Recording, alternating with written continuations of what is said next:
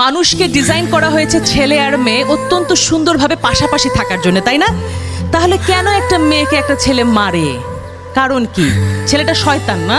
দোষ না, ছেলেরা অনেক ভালো। রফিক স্যার কি দাঁড়াবেন একটু?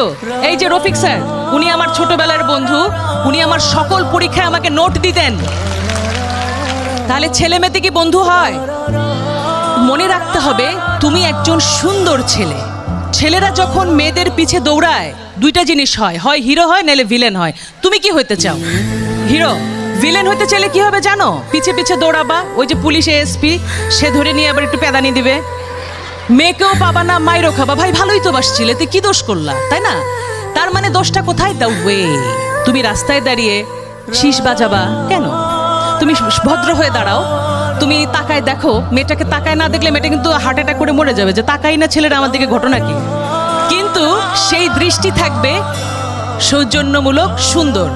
সুতরাং ছেলে এবং মেয়ে মিলে সুন্দর পৃথিবী গড়তে হলে তোমাদের জানতে হবে ছেলে অনেক ভালো, মেয়েরা অনেক ভালো।